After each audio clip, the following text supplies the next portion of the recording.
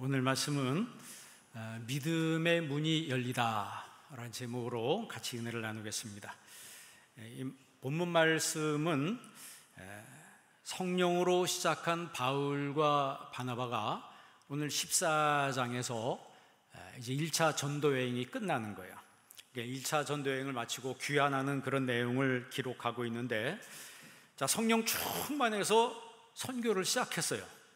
그러면 주일을 하는데 항상 좋은 일만 있어야 되잖아요, 그죠? 그런데 전혀 그렇지가 않았습니다. 내가 믿음으로, 마음으로 준비해서 내가 주의 일을 하려고 하고 출발을 했어요. 그런데 13장도 그렇고 14장도 그렇고 계속해서 악재가 생겼습니다. 안 좋은 일이 계속 생긴다 이 말이에요. 그런데 그럼에도 불구하고 이 사도들은 중단하지 않았어요. 이게 중요한 거죠. 우리가 신앙생활하고 내가 때로는 봉사하고 섬기는데, 나는 나름대로 순수한 마음으로, 순전한 마음으로 뭔가 해보려고 했는데 뭐 이상한 일들이 생기고 회방하는 일이 생기고 막 이러면 다 관두고 싶은 그런 생각이 들 때가 있어요. 사람이기 때문에. 그러나 하나님의 일꾼은 절대 중단해서는 안 된다라고 하는 것이죠. 오늘 본문 말씀에는 이제 이 바울과 바나바가 이 루스드라와 이고니온과 더베 지역에 다니면서, 그러니까 비시디의 안디옥으로 와서 거기서 이고니온, 루스드라, 더베까지 가는데, 복음을 전할 때마다 많은 사람들이 믿어요. 많은 사람들이 믿는데 그 믿는 것 자체가 하나의 영적 전쟁이라고 하는 것이죠. 반대하는 사람들이 계속 생겼습니다. 그리고 많은 사람들이 복음을 받아들이는데 그 복음을 받아들인 것을 오늘 성경은 믿음의 문이 열렸다 이렇게 기록을 하고 있어요. 오늘 여러분의 마음에도 믿음의 문이 열리기를 바랍니다. 바울이 전도한 핵심 메시지는 두 가지입니다. 첫째는 예수 그리스도의 죄사함의 은혜, 예수 그리스도의 죄사함의 은혜, 예수님을 믿음으로 말미암아 죄사함을 받는다는 거예요. 그리고 두 번째는 예수 그리스도의 의의 은혜, 예수님을 믿음으로 말미암아 나 같은 죄인이 의인이 되는 그런 은혜. 그러니까 모세의 율법을 지켜서 의롭담 받는 것이 아니고 예수 그리스도를 믿음으로 말미암아 의롭담 받는다라고 하는 그 두 가지 사실을 전하는데 많은 사람들이 예수님을 믿기 시작했어요. 여러분, 한 사람의 믿음의 문이 열리기까지 사탄의 회방이 있다는 걸 잊으면 안 됩니다. 십자가 복음이 전파되는 곳마다 많은 영혼들이 예수님을 믿지만 거기 사탄의 회방이 항상 있어요. 그래서 오늘 14장과 13장에 우리가 이제 자세히 보면은 이 사탄이 회방하는 게 네 가지 단어가 나옵니다. 첫째는 안틸레고라고 그래요. 안틸레고가 뭐냐면, 안티란 말은 많이 알잖아요. 근데 레고란 말은 말이에요. 말을 하는데 안티의 말을 하는 거예요. 계속 비방하는 말을 하는 거예요. 그러면 여러분, 내가 좋은 마음으로 말씀 듣고 있는데 누가 와서 복음에 대해서 막 비방을 하면 이 사람 마음이 흔들린다고. 두 번째가 블라스페메오라고 그래요. 이 블라스페메오란 말은 쉽게 말하면 욕을 한다는 거예요. 막 대놓고 막 욕을 해. 그러면 듣는 사람의 감정이 상하는 거예요. 그러니까 이 사탄이 와서 감정 상하도록 계속 조작을 하고 이 사람 마음을 무너지게 만드는 거예요. 무너지게. 세 번째는 파로트리노라고 해서, 이 파로트리노라고 하는 단어는 그 사람의 생각을 바꾸는 거예요. 생각을, 우리 그 나라 말로 이제 선동이라 이렇게 표현합니다. 사람이 선동을 당하면 정상적으로 사고하는 기능을 상실하게 됩니다. 그게 굉장히 무서운 거죠. 이 파로트리노란 말을 이 성경에 쓰고 있습니다. 계속 선동을 했습니다. 그리고 네 번째는 디오코라고 그래요. 디오코라고 하는 것은 박해, 실제 물리적으로 신체에 린치를 가하는 거예요. 신체에 린치를 가하는 거예요. 여러분 생각해 보세요. 내가 그래도 선한 마음으로, 좋은 마음으로 내가 주의를 하려고 하고 막 봉사하려고 하는데, 아니 지금 안티 세력이 막 생기고 블라스페메오라고 해서 나를 막 욕하는 거예요. 막 욕을 하고, 그 다음에 파로트리노, 선동을 하는 거예요. 사람 선동해가지고 이게 막 뒤집어지게 만드는 거예요. 그리고 네 번째 디오코, 거기서 끝나는 게 아니고 물리적으로 신체에 박해를 가한다고. 그러면 여러분 주일 하고 싶은 생각이 들어요, 안 들어요? 그 정도 되면 주님 이럴 수는 없습니다, 뭐 이렇게 갈 수 있잖아요. 이게 뭡니까 주님, 나 그래도 주일 좀 하려고 하는데 이게 뭐예요? 뭐 이렇게 나올 수도 있는데, 여러분 이 바나바 바울은요 절대 흔들림이 없었어요. 우리가 이런 신앙을 배워야 된다라고 하는 거죠. 이런 신앙을 견지해야 된다라고 하는 거예요. 여러분 신앙생활 너무 쉽게 생각하면 안 됩니다. 교회 다니는 거 너무 쉽게 생각하면 안 돼요. 여러분 신앙 지키는 게 결코 쉬운 게 아닙니다. 여러분 천국 가는 그날까지 여기저기 지뢰가 많이 묻혀져 있어요. 지뢰 앓고 지뢰 터져가지고 앓는 소리하고 나 다리 잘렸다 그러고 뭐 실제로 육체에 잘린 게 아니고 마음의 상처를 입는 거거든. 그런데 여러분 아무리 반대해도 복음의 이 길을 막을 수는 없는 거예요. 복음의 길을 막을 수는 없는 거예요. 자, 특징적인 게 뭐냐면 지난주에 말씀한 대로 이 주의 사도들은 이렇게 네 가지의 박해와 선동과 모욕과 이런 악한 말이 계속 퍼지고 실제적으로 자기들의 육체적으로 리치를 당해도 그들은 두 가지, 기쁨과 성령으로 충만했다. 이게 중요한 거죠. 이게 중요한 거예요. 여러분 지난주 말씀 제목이 뭐예요? 제자들은 기쁨과 성령이 충만하니라. 이고니온에서 먼지를 떨어버리고 그냥 가버리는 거예요. 여러분 믿음의 문이 열리는데 그 믿음의 문이 열리는 것은 성령의 역사예요. 1절 한번 읽어볼래요? 14장 1절 다 같이 한번 읽습니다. 이에 이고니온에서 두 사도가 함께 유대인의 회당에 들어가 말하니 유대와 헬라의 허다한 무리가 믿더라. 아멘. 이제 이고니온에서 두 사도가 유대인의 회당에 들어가서 말하니 복음을 전한 거예요. 아까 말한 것처럼 첫째는 예수 그리스도의 죄사함의 은혜, 두 번째는 예수님을 믿음으로 의롭다함을 받는 그 은혜, 의롭다함을 받으며 죄사함을 받는 이 은혜에 대해서 이 말을 했다 그랬어요. 그랬더니 유대와 헬라의 허다한 무리가 믿더라 그랬어요. 자, 이렇게 허다한 무리들이 믿는데 그러면 놀라운 부흥의 역사가 일어나잖아요. 그럼 부흥의 역사가 일어나면 좋은데 여기 또 해방이 있었어요. 2절 한번 읽어보세요. 2절 다 같이 있습니다. 그러나 순종하지 아니하는 유대인들이 이방인의 마음을 선동, 형제들에게 악감을 품게 하거늘. 이 사람들이 또 일어나서 사람들을 선동하고 형제들에게 악한 마음을 품게 했다 그랬어요. 사탄이요 교회 안에 들어와서도 역사합니다. 교회 안에 들어와서 당짓게 만들고 선동을 하고 부정적인 생각에 씨를 뿌립니다. 이런 일을 불신자가 하는 게 아니에요. 불신자가 하는 게 아니고 신자들이 이런 일을 한다는 거예요. 그러니까 사탄에게 붙들리는 사람이 있고 성령님께 붙들리는 사람들이 있다는 거예요. 왜 이렇게 회방하는 사람들이 생길까요? 왜 이렇게 회방하는 사람들이 생겨요? 그것은 믿음의 문이 열리지 않았기 때문이래요. 그 상태가, 영혼의 상태가 닫힌 문이라고 하는 거예요. 그러나 어떤 사람한테는 열린 문이라고 하는 거예요. 여러분에겐 복음에 열리는 은혜가 있기를 바랍니다. 두 쪽으로 쭉 갈라졌어요.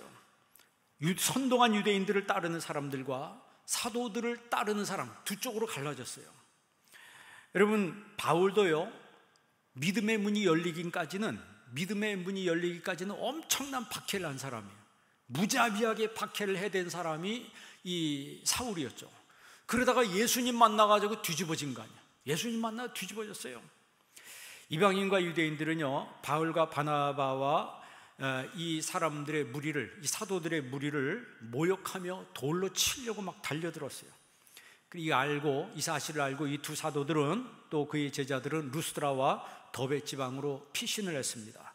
그리고 피신한 그곳에서 또 복음을 전해요. 여러분 우리들은요 어느 곳에 있든지 무슨 일을 하든지 복음 전해야 될 사명이 우리에게 있는 거예요. 바울과 바나바가 루스드라로 피신을 해왔습니다. 자, 오늘 지도 한번 보실래요? 지도를 보면은 이 지도가 1차 전도 여행 때의 지도예요. 그러니까 오른쪽에 보면은 안디옥이라고 되죠. 그 현재 시리아 지역입니다. 그래서 섬이 바보라고 하는 섬으로 왔다가 다시 저 동그란 이렇게 동그랗게 그려놓은 곳이 있죠. 그 위에 안디옥이라고 써있는 데가 비시디아 안디옥이에요. 그 밑에가 이고니오, 그 밑에 루스트라, 그 다음에 더베까지 갔다가 다시 역순으로 돌아옵니다. 더베에서 루스트라로 이고니온으로 해서 안디옥으로 해서 쭉 밑으로 와서 다시 이제 안디옥으로 돌아오게 되는데, 지금 루스트라로 피신해 왔어요. 루스트라로 피신해 왔는데 거기서 어떤 사람을 만나냐면 한 번도 걸어본 적이 없는 사람을 만나는 거예요. 한 번도 걸어본 적이 없는 사람, 이 불구자를 만났는데 그들에게 바울이 복음을 전하는데 그 걷지 못하는 사람의 마음이 열리는 걸 봤어요. 마음이 열리는 거예요. 그리고 그가 구원받을 만한 믿음이 있는 걸 봤어요. 그리고 나서 그에게 일어서라 이렇게 명령을 하죠. 그랬더니 이 사람이 평생 걸어본 적이 없는 사람이 그 자리에서 뻘떡 일어서는 거예요. 여러분 9절 한번 읽어볼래요? 14장 9절 나같이 있습니다. 바울이 말하는 것을 듣거늘 바울이 주목하여 구원받을 만한 믿음이 그에게 있는 것을 보고. 무슨 믿음이요? 구원받을 만한 믿음, 치료될 만한 믿음, 나을 만한 믿음이 그에게 있는 것을 보고 큰 소리로 말했습니다. 네 발로 지금 일어서라, 바로 일어서라, 그 자리에서 즉시 일어서라 이 말이에요. 그랬더니 이 사람이 그 자리에서 일어나는 거예요. 그래서 걷는 거예요. 자, 생각해 보세요. 그 지역 사람들은요, 우리 옛날에 소위 안진뱅이라고 그러잖아요. 이 사람이 평생 걷지 못하는 사실을 다 알고 있는데, 걷지 못하는 분들은 다리가 얇죠. 소아마비 걸린 분들은 이 하체가 얇아서 걷는다는 게 이 신체적으로 딱 보면 거의 불가능해 보여요. 그런데 이 사람이 걸었다는 거예요. 그러니까 루스트라 지역이 난리가 난 거예요. 어떻게 소문이 났냐면 신이 하늘에서 내려왔다, 신이 하늘에서 내려왔다 해가지고 이 제우스 신당의 제사장이 이 바울과 바나바를 제사하려고 했어요. 그리고 바나바는 제우스다, 그리고 바울은 헤르메스다. 여러분 명품 중에 에르메스라고 있죠? 몰라요? 그런 명품이 있어요. 엄청 비싸다고 그러더라고요. 그런데 이 바울을 향해서 에르메스라고 그랬어요. 바나바를 제우스라고 그랬어요. 왜냐하면 그 신학자들의 그 연구에 의하면 바나바가 덩치가 컸답니다. 그리고 신 중에 제일 큰 신이 누구예요? 제우스 신 아니야. 제일 위대한 신이 제우스 신이에요. 그러니까 바나바를 제우스라고 말하고, 그리고 이 바울을 이 말을 하는 사람이라고 해서, 그러니까 헤르메스라고 하는 신은 이 제우스 신의 대변자인데 언어를 관장하는 신이에요. 언어를 관장하는 신, 그게 이 헤르메스입니다. 그러니까 바울이 말을 해서 이 사람이 일어난 거 아니에요. 그러니까 바울이 말을 했다라고 해서 이 바울을 헤르메스라고 하는 거예요. 두 사람이 갑자기 신이 된 거예요. 신이 돼서. 그리고 사람들이 와서 자기한테 절을 하려고 해요. 자신들을 신격화하려고 하는 이 모습을 보고 이 바울과 바나바가 옷을 찢었다 그랬어요. 옷을 찢고서 사람들한테 이야기합니다. 여러분, 왜 이러십니까? 우리는 당신들과 똑같은 사람입니다. 우리가 당신들에게 복음을 전하는 것은 당신들이 여태까지 헛된 삶을 살고 있는데 천지를 지으신 하나님께로 당신들 돌아오게 하기 위해서 우리가 복음을 전하는 겁니다. 이렇게 이야기를 한 거예요. 그러니까 복음을 전하는 목적을 명확하게 설명을 한 거예요. 그러니까 여러분, 사람이 높임을 받으면 안 되는 거예요. 사람이 높임을 받으면 안 되는 거예요. 복음을 전하는 그 명확한 이유는 우리의 헛된 삶을 버리고 천지 만물을 지으신 하나님께로 돌아오게 하는, 그것이 바로 복음을 전하는 분명한 목적이 되어야 된다는 거예요. 그들을 겨우 말려서 자기들을 제사를 못하게 했어요. 교회가 커지거나 사람이 많이 모이다 보면 이 앞에서 인도하는 지도자급에 해당하는 사람들이 신격화되는 것을 조심해야 합니다. 사람이 많고 사람이 많이 모이다 보면 어떤 지도자 한 사람이 거의 이 신격화되는 경우가 많아요. 이단들도 처음엔 작게 시작했다가 사이즈가 커지면 그 지도자가 하나님 자리에 올라가 버려요. 그렇게 됨으로써 지옥 자식이 되는 그런 경우를 여러 번 봅니다. 바울과 바나바가 신처럼 떠받들어지자 이제 유대인들이 그 이고니온과 안디옥에서부터 찾아왔어요. 아까 지도에 보면은 다시 한번 보세요. 그 지도에 보면은 맨 꼭대기 위에 안디옥이 있어요. 안디옥 있죠? 그 다음에 밑에 뭐가 있어요? 이고니온. 안디옥과 이고니온에서 루스드라까지 몰려왔어요. 루스드라에서 지금 이 못 걷는 사람이 일어났잖아요. 못 걷는 사람이 이 루스드라에서 일어나고 이 바울을 헬메스라, 바나바를 제우스라 신이라고 해서 막 신격화하는 일들이 벌어졌거든요.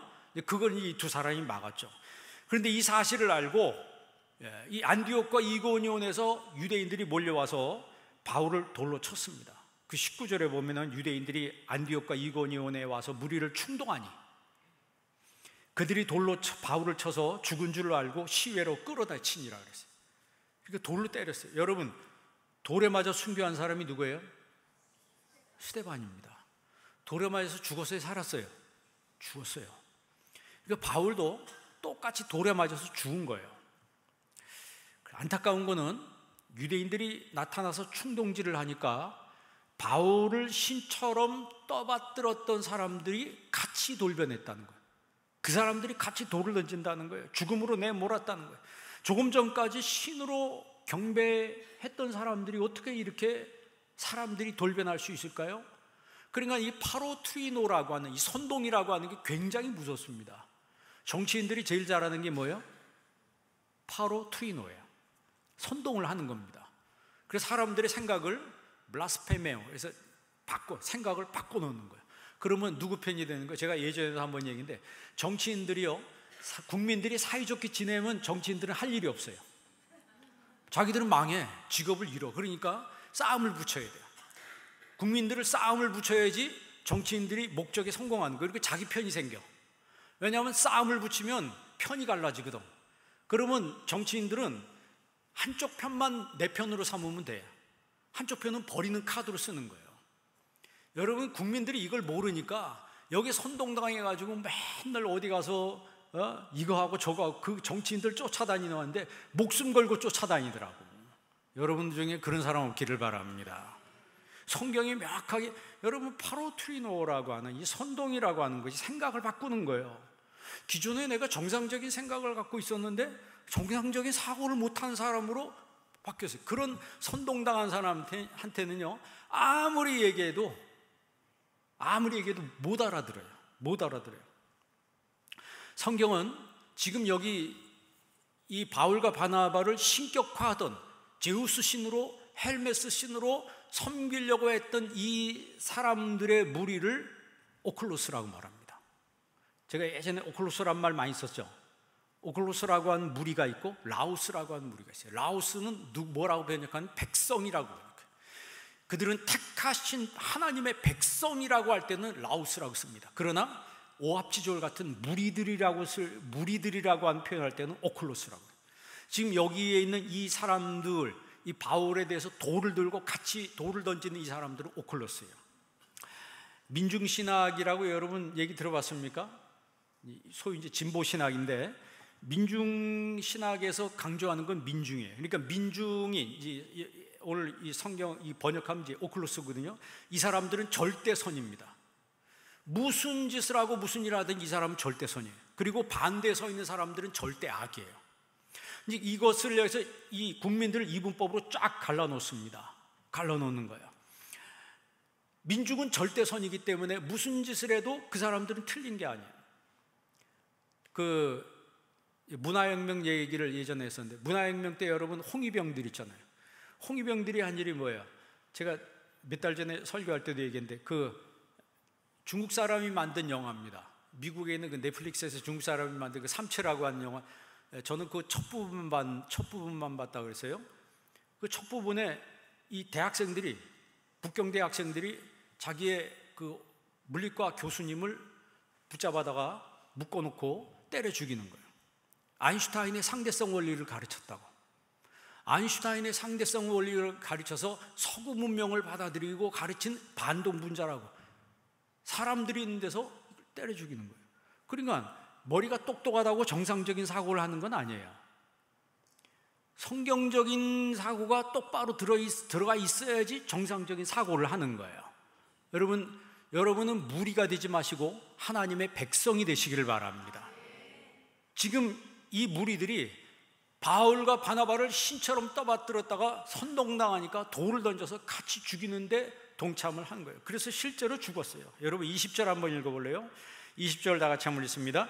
제자들이 둘러섰을 때 바울이 일어나 그 성에 들어 이튿날 바나바와 함께 더베로 가서, 여기 참 재미있는 말씀인데, 제자들이 둘러섰을 때 이게 뭐예요? 죽은 줄 알고 그 시신을 둘러싸고 혀를 차고 있는 거예요. 그런데 이 죽었던 사람이 뻘떡 일어나는 거예요. 여기 다시 한번 보세요. 둘러섰을 때 바울이 일어나, 그래서 일어나란 말이 아나스타스라고 그래요. 헬라말로 아나스타스라고 하는데 이것은 원형이 아니스템인데 기절했다가 깨어난다는 말이 아니고 완전히 사망했다가 부활했을 때 쓰는 말이에요. 그러니까 이 아니스테미의 명사형이 아나스타시스라고 그래요. 부활이란 뜻이죠. 예수님이 그랬죠. 에이고 에이미 해 아나스타시스, 나는 부활이요, 카이해 조에, 내가 생명이요. 그러니까 예수님이 부활이라고 했을 때 쓴 그 아나스타시스란 말이 지금 여기 바울이 죽었을 때 이게 쓰였어요. 그러니까 바울이 일어나, 이 말은 기절했다 깨어난 게 아니고 죽었다가 다시 살아난 거예요. 죽었다 다시 살아난 거예요. 여러분 요한복음 6장 40절에 이 용례, 똑같은 용례가 써 있어요. 요한복음 6장 40절 한번 읽어볼래요? 있습니다. 내 아버지의 뜻은 아들을 보고 믿는 자마다 영생을 얻는 이것이니 마지막 날에 내가 이를 다시 살리리라 하시니라. 아멘. 하나님의 뜻은 내 아들을 다시 살리리라, 다시 살린다. 아니스테미, 죽은 예수님을 다시 살리신다라고 하는 거죠. 여러분 바울이 죽었다가 살아났어요. 누가 살리셨어요? 예수님이 살리신 거예요. 예수님이 살리신 거예요.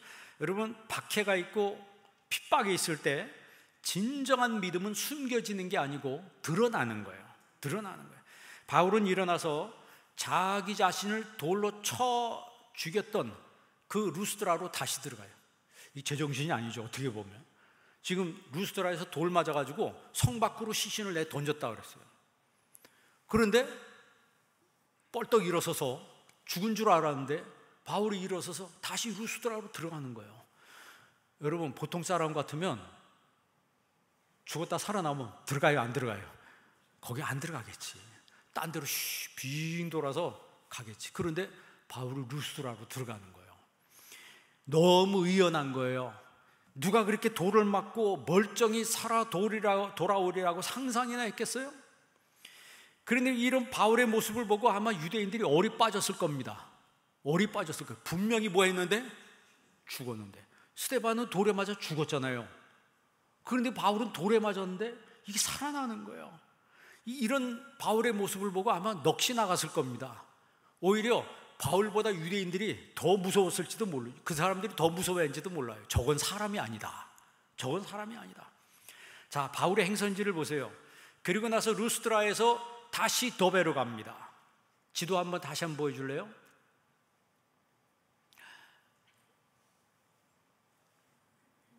저기 동그라미 3개가 있죠? 그 마지막 맨 밑에 게 있는 게 더베예요. 그러니까 루스드라에서 돌에 맞고 성 밖으로 내쳐졌다가 다시 성으로 들어갔다가 루스드라로 들어갔다가 루스드라에서 더베로 갑니다.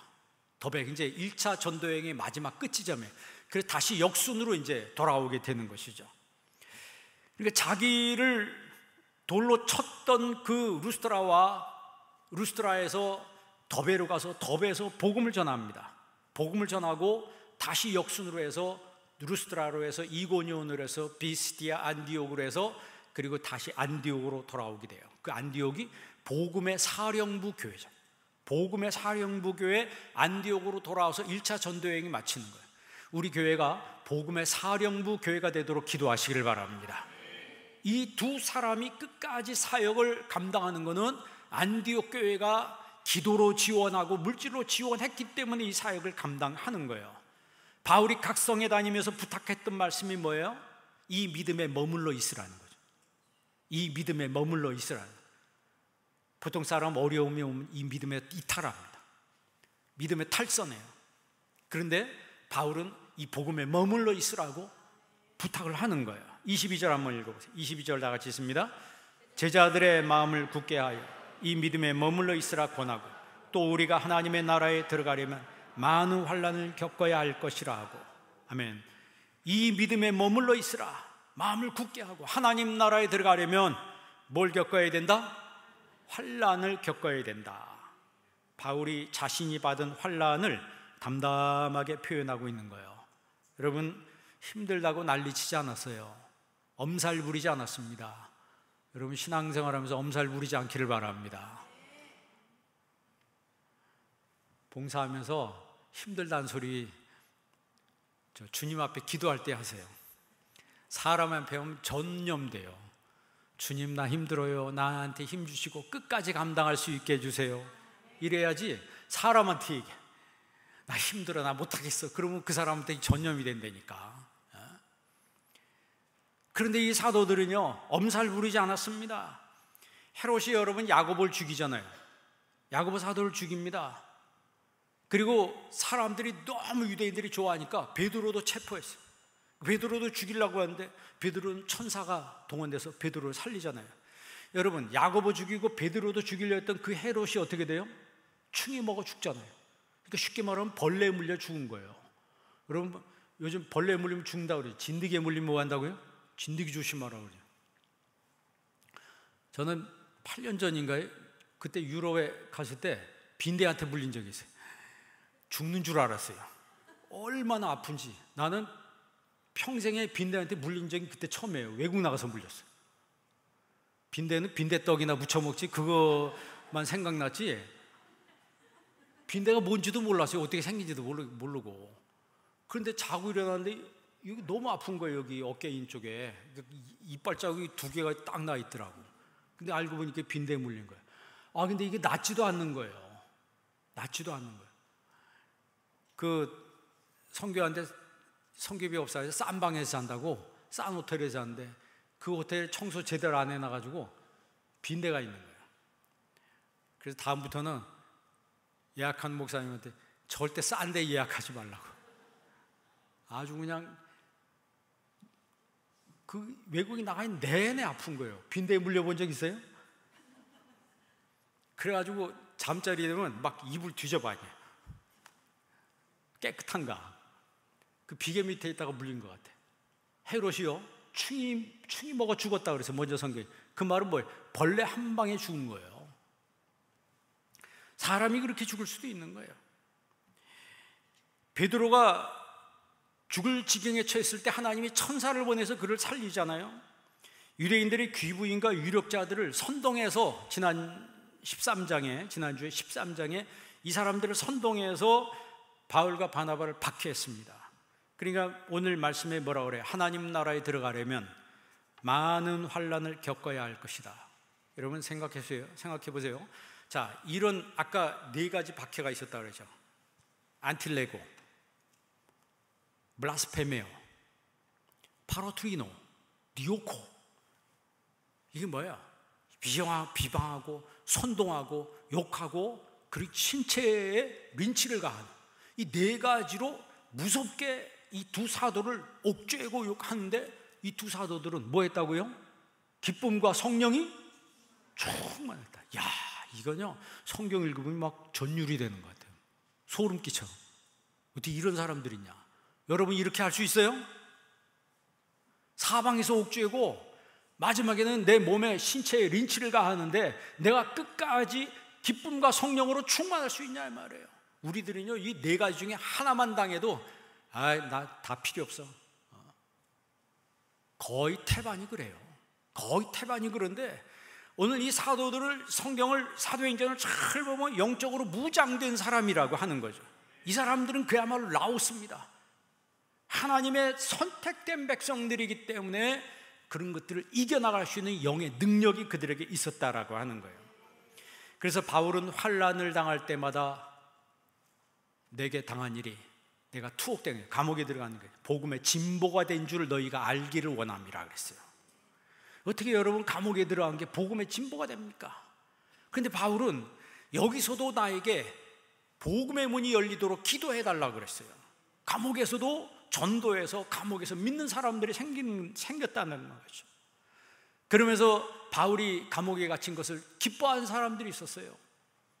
그랬을 때 바울은 그 사람들이 내가 감옥에 갇힌 걸 좋아해도 그들이 주의 일만 할 수 있다면 나는 기뻐하고 또한 기뻐하리라 그랬어요. 그래서 바울을 위대한 사도라고 말하는 거예요. 그 위대성이 거기서 나타나는 거예요. 여러분, 하나님 나라에 들어가려면 환난을 겪어야 할 것이나, 이 환난이란 말을 드립시스라고 해요. 드립시스란 말은 탈곡기라는 뜻이에요. 여러분, 곡식을 거두면 어떻게 합니까? 곡식을 거두면 그만 먹을 수 있어요, 없어요? 못 먹어요. 어디 거쳐야 돼요? 탈곡을 거쳐야 되는 거예요. 그 겉껍데기를 다 까야 된다고. 까기 위해서는 어디에 갖다 넣어야 돼요? 곡식을 탈곡기에 넣어서. 옛날에 어떻게 했으면 이렇게 막 두들겨 패잖아요. 쉽게 말하면. 네? 두들겨 패잖아요. 아니, 내가 복음 때문에 두들겨 맞아. 내가 복음 때문에 욕을 먹고, 내가 복음 때문에 이런 일을 당해. 내가 왜 이런 일을 당해야 됩니까? 그런데 하나님 나라에 들어가려면 립시스, 탈곡기에 한번 들어갔다 와야 된다는 거예요. 탈곡기예요.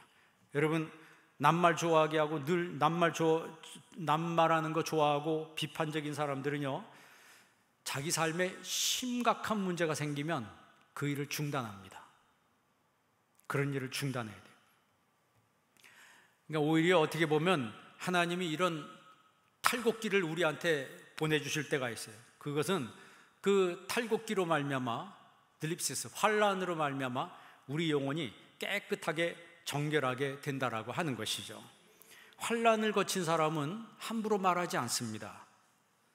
우리의 말과 행동이 가벼운 이유는 이 드립시스를 거치지 않았기 때문에 그래요. 그러니까 거친 곡식이라고 하는 거죠. 거친 곡식이에요.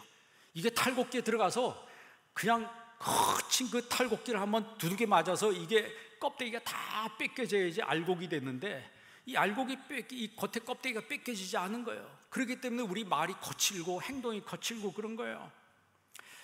여러분, 그리고 나서 이 사도들이 장로들을 세웁니다. 23절 한번 읽어보세요. 23절 다 같이 있습니다. 각 교회에서 장로들을 택하여 금식기도하며 그들이 믿는 주께 그들을 위탁하고. 장로들을 세우는데, 장로의 사명은 목회사역을 돕고 성도들의 신앙이 견고하도록 돕는 거예요. 그리고 격려하는 사역이에요.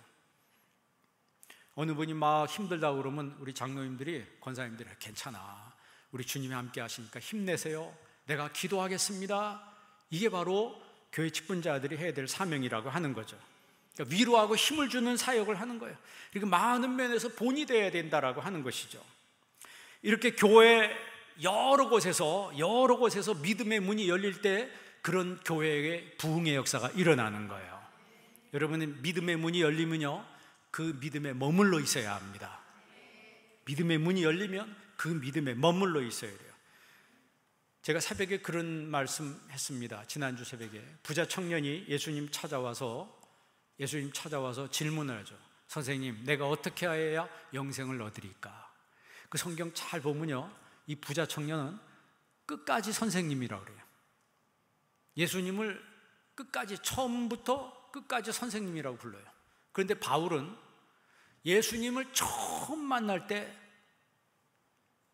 퀴리에라고 불러요. 퀴리오스의 혹격이 퀴리에요. 주님, 이 퀴리에란 말은 유대인들이 하나님을 부를 때 쓰는 말이에요.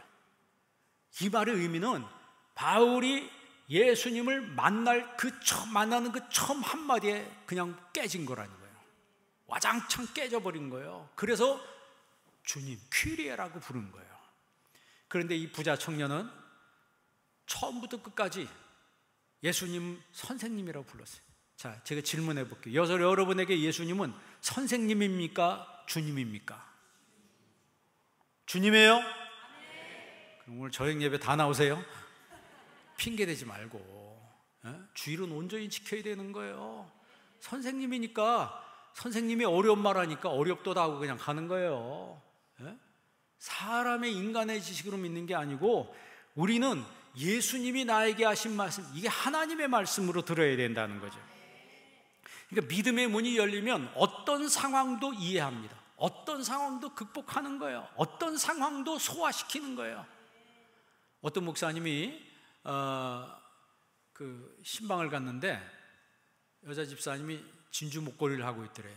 그래서 그 목사님이 그렇게 말했어요. 집사님, 그 꼭 금꼬리 진짜 같아요. 그래. 그 말은 무슨 얘기예요? 당신 목에 걸고 있는 목걸이가 뭐라는 거예요? 가짜란 거 아니에요. 그러니까 이 목사님이 그 말 해놓고 실수한 거 아는 거예요. 근데 이미 입에서 뭐 했어요? 엎질러진 물이야. 그래가지고 이거 예배 시작도 안 했는데 이거 오자마자 내가 초쳤네 이거. 왜냐하면 이게 신방하는 이 성도, 이 집사님 집을 시험 들게 만들어 놓고 말씀 전하면 은혜가 되겠습니까? 그런데 그 여자 집사님이 그러더래요. 막 웃으면서 목사님이 가짜인지 어떻게 아셨어요? 그러면 진짜는요 저 보석함에 잘 보관돼 있다고 그러는 거예요. 그때 그 목사님이 깨달은 게 있대요. 그게 뭐냐면 진짜를 가진 사람이 웃을 수가 있구나. 진짜를 가진 사람이 웃을 수가 있구나. 여러분, 가짜 가지고 있는데 가짜라고 하면 그 사람 진짜 시험 드는 거죠. 가난한 사람한테 가난뱅이라고 하면요 평생 상처가 되는 거예요. 근데 여러분 부자인데, 여러분 돈 많은 부자인데 여러분한테 가난하다 그러면 그냥 웃고 말지. 그렇지 않겠습니까? 우리가 영적으로 참 무장돼 있고 준비된 사람이면요 어떤 소리를 들어도 소화가 되는 거예요. 진짜를 가진 사람들에게는 믿음의 문이 열리는 겁니다. 가짜들은 닫혀 있는 거예요. 아무리 얘기해도 안 열리는 거예요. 그런 의미에서 볼 때 여러분 오늘 믿음의 문이 활짝 열리시기를 바랍니다. 27절 읽고 마치겠습니다. 그들이 이르되 교회를 모아 하나님이 함께 행하신 모든 일과 이방인들에게 믿음의 문을 여신 것을 보고. 아멘. 이방인들에게 믿음의 문을 여신 것을 보고하고, 그러니까 안디옥 교회로 다시 돌아와서 이 사도들이 하나님께서, 주님께서 믿음의 문을 활짝 여신 것을 보고를 하고 1차 전도여행이 끝나는 거예요. 여러분, 믿음의 문이 열린 사람은요 어떤 시련이 와도 다 이겨냅니다. 오늘 여러분 삶에 믿음의 문이 활짝 열리는 은혜가 있길 주의 이름으로 축원합니다. 기도하겠습니다. 좋으신 아버지 하나님, 오늘 이 시간 저희들에게 하나님 말씀 주심을 감사합니다.